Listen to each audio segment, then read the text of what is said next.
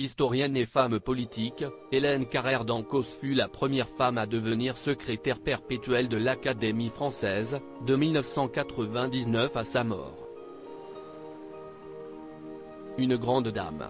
Ce samedi 5 août 2023, on a appris le décès de Hélène Carrère d'Ancos, qui fut à la fois historienne et femme politique, avant d'entrer à l'Académie française en 1990, au fauteuil numéro 14, précédemment occupé par l'écrivain Jean Mistelet.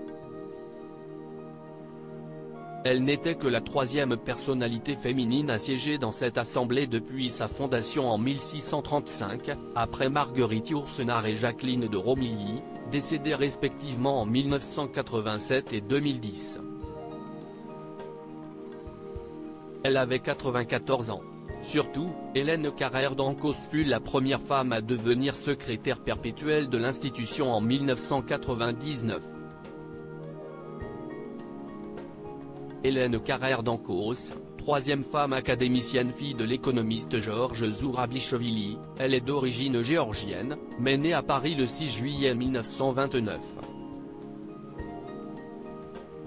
Née apatride, elle devient française en 1950, 6 ans après l'assassinat de son père. Un diplôme en études politiques en poche, elle va devenir professeure d'histoire avant de connaître une certaine popularité dans les milieux politiques pour son livre L'Empire éclaté, où elle prophétise dès 1978, la fin de l'URSS. Elle soutient en 1988 Raymond Barre à l'élection présidentielle, avant d'intégrer l'équipe de Jack Lang dans le but de faire voter le oui au traité de Maastricht. Aux côtés de Jacques Chirac, en 1994, elle se porte candidate aux élections européennes. Après avoir été élue sur la liste UDF-RPR, elle devient vice-présidente de la Commission des Affaires étrangères, de la sécurité et de la politique de défense durant le reste de son mandat. Élue à l'Académie française en 1990, elle en devient la secrétaire perpétuelle à la fin de son mandat européen, une première pour l'institution qui a du mal à se féminiser. Elle se prononce contre la féminisation de la langue française, utilisant d'ailleurs le titre secrétaire perpétuel, et non pas perpétuel, comme en veut l'usage aujourd'hui. Elle est faite Grand Croix de la Légion d'honneur en 2011 et reçoit la médaille de l'Ordre de l'Honneur en Russie en 2009. Une proximité assumée avec la Russie de Vladimir Poutine jusqu'à l'invasion de l'Ukraine en 2017, elle fait polémique en intégrant le comité d'éthique de la version française de la chaîne russe RT, dont la diffusion a été coupée en Europe depuis le début de l'invasion de l'Ukraine par la Russie.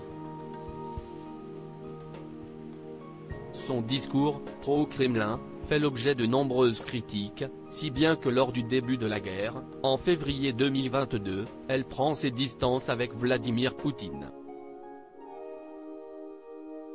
Elle quitte la chaîne d'information en continu étatique au même moment, et critique l'obstination du dirigeant russe à mener cette guerre. Sur LCI, l'historienne explique ne pas avoir cru à une invasion avant que celle-ci n'éclate. Un fils réalisateur et une fille animatrice, Hélène Carrère d'Ancos a eu 3 enfants dont 2 qui sont devenus célèbres dans leurs domaines respectifs.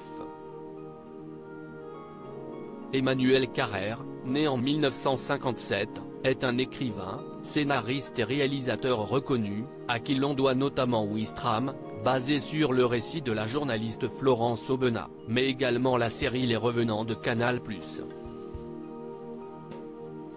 Sa sœur, Marina Carrère d'Ancos, est une médecin et animatrice, que l'on voit régulièrement sur France 5 dans Le Monde en face, et qui a gagné en popularité en collaborant avec Michel Simès sur le magazine de la santé et Allo Docteur. Nathalie Carrère, seconde fille de Hélène Carrère d'Ancos, est avocate, et est notamment le conseil des laboratoires Servier dans le cadre du procès sur le scandale du Mediator.